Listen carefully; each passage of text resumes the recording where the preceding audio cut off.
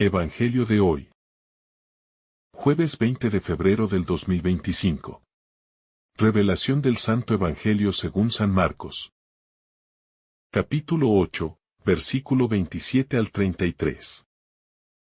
Jesús y sus discípulos salieron hacia las aldeas de Cesarea de Filipo. En el camino, Jesús les preguntó: ¿Quién dice la gente que soy yo? Ellos le respondieron: unos dicen que Juan el Bautista, otros que Elías, y otros que uno de los profetas. Entonces él les preguntó: ¿y ustedes? ¿Quién dicen que soy yo? Pedro le respondió: tú eres el Mesías. Jesús les ordenó que no hablaran de él a nadie. Luego comenzó a enseñarles que el Hijo del Hombre debía padecer mucho, ser rechazado por los ancianos, los sumos sacerdotes y los escribas, ser entregado a la muerte y resucitar a los 3 días. Hablaba de esto con toda claridad.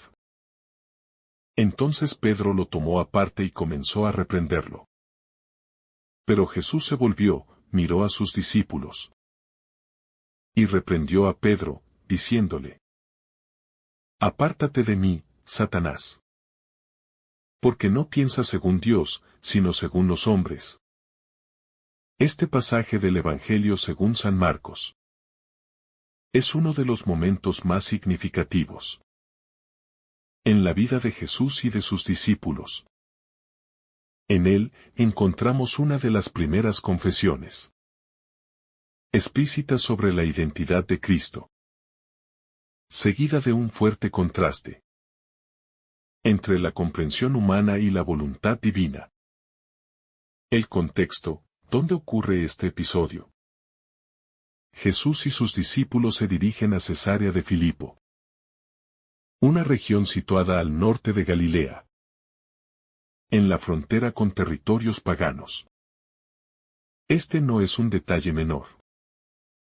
Cesarea de Filipo era un lugar con una fuerte influencia grecorromana, lleno de templos dedicados a dioses paganos. Aquí, en medio de un mundo lleno de falsas divinidades, Jesús decide hacer la pregunta clave: ¿quién dice la gente que soy yo? El escenario es importante porque simboliza el contraste entre el reino de Dios y los reinos del mundo. Jesús, en un territorio marcado por la idolatría y la confusión religiosa, busca definir su identidad ante sus discípulos. La primera pregunta de Jesús: la opinión de la gente. Jesús primero pregunta qué dice la gente sobre él. Las respuestas de los discípulos reflejan la confusión y las expectativas mesiánicas de la época. Algunos lo identifican con Juan el Bautista, quien había sido asesinado por Herodes, pero cuya figura seguía siendo influyente. Otros lo ven como Elías, el profeta que, según la tradición judía, debía regresar antes del Mesías. Otros simplemente lo ven como uno de los profetas. Lo que estas respuestas tienen en común es que reconocen en Jesús a un enviado de Dios, pero no captan del todo su identidad verdadera. La gente percibe a Jesús como un gran hombre, pero todavía no como el Hijo de Dios. La pregunta directa: ¿y ustedes, quién dicen que soy yo? Aquí Jesús cambia el enfoque. Ya no le interesa la opinión del mundo, sino la de aquellos que han caminado con él. Pedro responde con firmeza: tú eres el Mesías. Esta es una afirmación trascendental.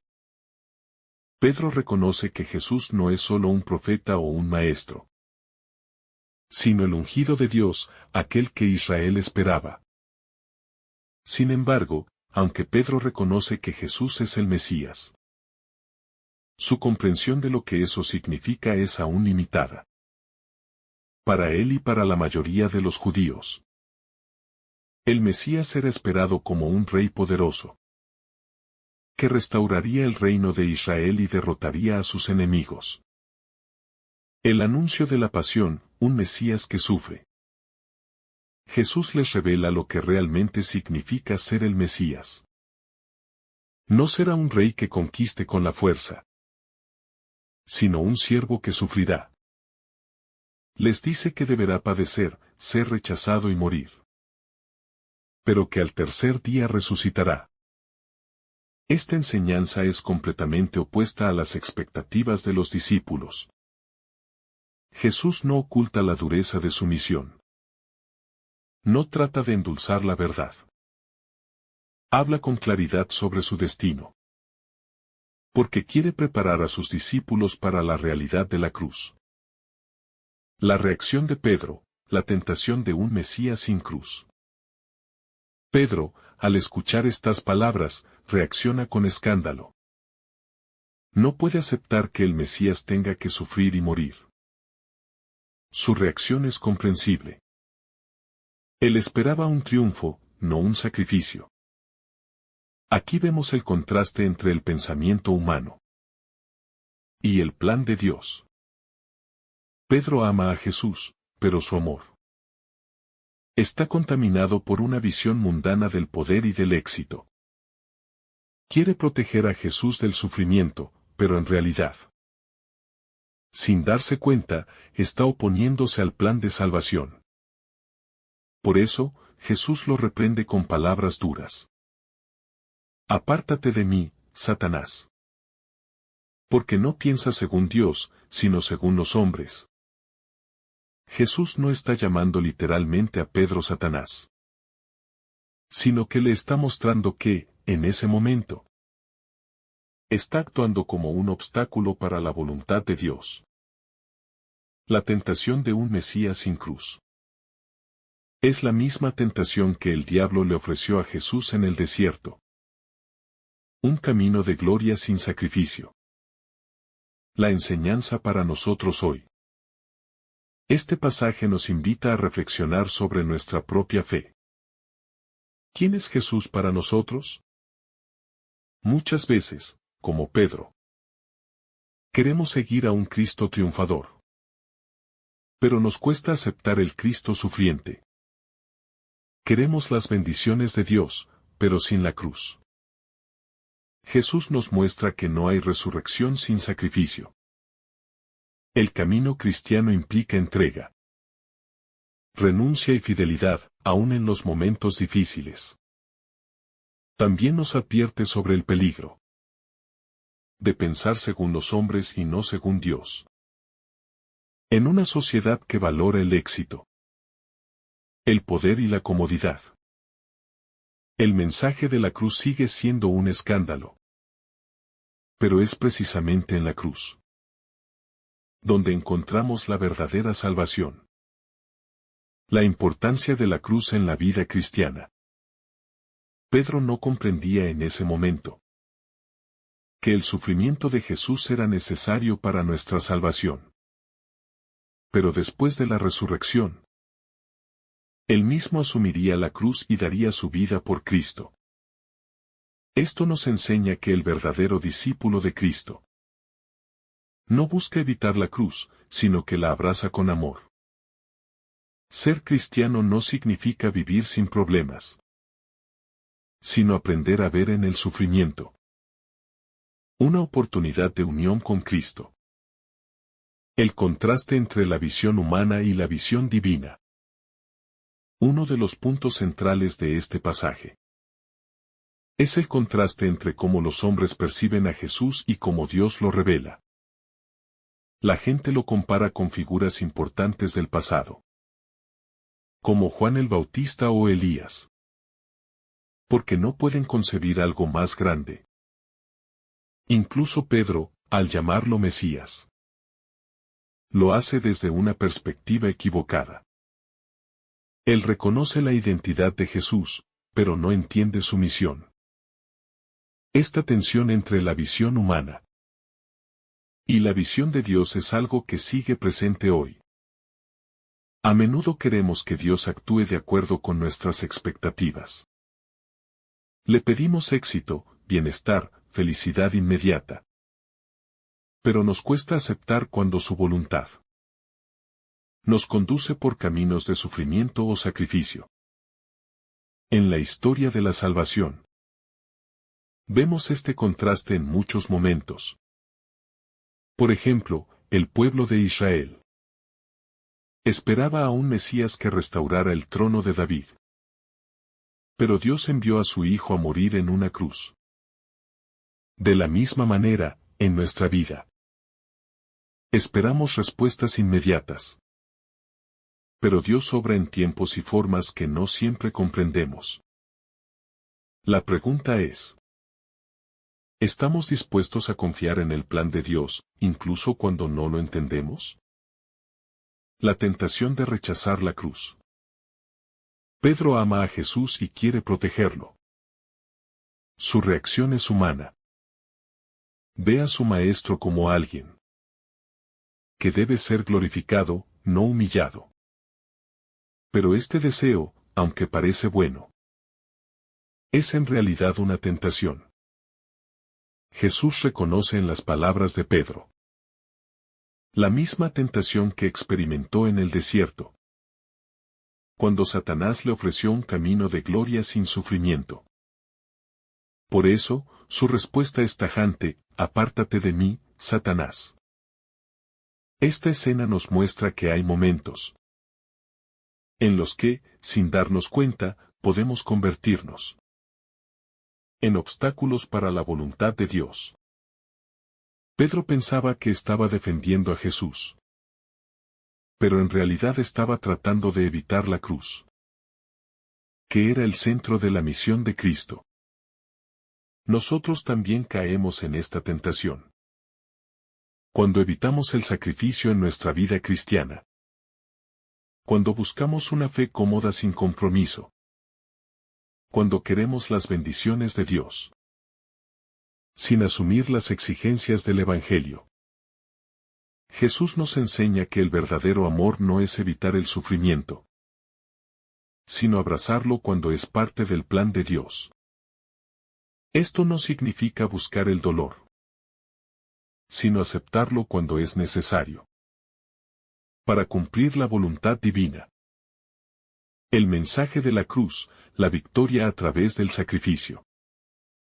El Evangelio de Marcos es claro. Jesús debía sufrir, morir y resucitar. No hay victoria sin cruz.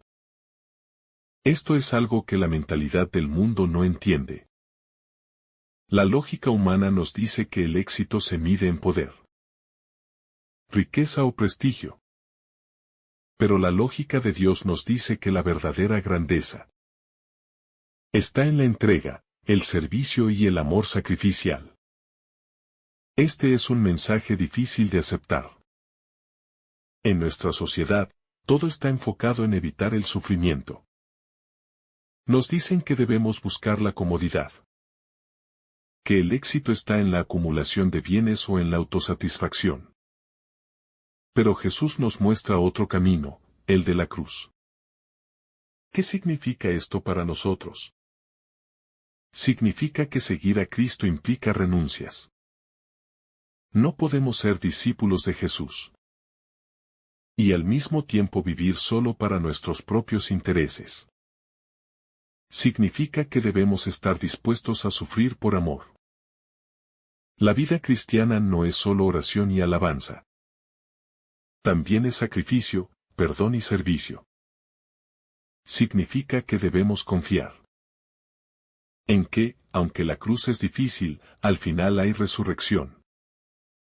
La reprensión a Pedro, un llamado a la conversión. Cuando Jesús le dice a Pedro: no piensa según Dios, sino según los hombres, le está mostrando que su forma de ver la realidad debe cambiar. No se trata solo de creer en Dios, sino de aprender a ver las cosas como Dios las ve. Esto es fundamental en nuestra vida espiritual. Muchas veces queremos seguir a Cristo, pero seguimos pensando como el mundo. Buscamos una fe que nos dé seguridad, pero no queremos una fe que nos desafíe. Queremos un Dios que nos ayude. Pero no queremos un Dios que nos pida compromiso. La invitación de Jesús es clara. Debemos aprender a ver la vida con los ojos de Dios. Esto significa aceptar que la cruz no es un fracaso, sino el camino hacia la verdadera victoria. La pedagogía de Jesús, preparar a los discípulos para la misión. Jesús sabía que sus discípulos tenían que estar preparados para lo que vendría. Ellos serían testigos de su pasión y muerte. Y si no comprendían la cruz, se sentirían derrotados. Por eso, les habla claramente desde ahora. Lo mismo ocurre con nosotros. Dios, en su pedagogía, nos prepara para los momentos difíciles. A veces no entendemos por qué pasamos por ciertas pruebas. Pero con el tiempo nos damos cuenta de que eran necesarias para fortalecer nuestra fe. Pedro, en ese momento, no comprendió. Pero después de la resurrección, cuando experimentó el poder del Espíritu Santo, entendió que la cruz era el centro del Evangelio. Tanto así, que él mismo aceptó morir crucificado por amor a Cristo. Esto nos enseña que la fe es un proceso. Hoy podemos no entender el propósito de ciertas cosas. Pero si seguimos a Jesús con fidelidad, Él nos irá revelando su plan. La humildad para aceptar la voluntad de Dios. Una de las grandes lecciones de este pasaje es la importancia de la humildad en nuestra relación con Dios. Pedro, en su amor sincero por Jesús, intenta corregirlo. Pero en realidad está dejando que su propia visión humana se imponga sobre la voluntad divina. Muchas veces nos comportamos de la misma manera. Queremos decirle a Dios cómo debe actuar en nuestra vida, en lugar de someternos con confianza a su plan. La verdadera fe requiere humildad para aceptar que los caminos de Dios son más altos que los nuestros, incluso cuando no los comprendemos. La conversión de nuestra mentalidad. Jesús reprende a Pedro porque aún piensa según los criterios del mundo. Esto nos muestra que el camino del discípulo es un proceso de conversión continua. No basta con reconocer a Jesús como el Mesías. Debemos aprender a pensar y vivir según su Evangelio. Esta transformación no ocurre de la noche a la mañana, sino que requiere oración, formación y, sobre todo, docilidad al Espíritu Santo. Solo cuando dejamos que Dios transforme nuestra manera de ver la vida, podemos entender el verdadero significado de la cruz y la resurrección. La alegría de abrazar la cruz. Aunque la cruz implica sacrificio, no es un símbolo de derrota, sino de amor y victoria. Jesús nos enseña que el sufrimiento asumido con amor da frutos de salvación. Cuando aceptamos nuestras propias cruces con fe, descubrimos que en medio del dolor hay una profunda paz y una alegría que el mundo no puede dar. La cruz no es el final, sino el camino hacia la vida plena en Dios.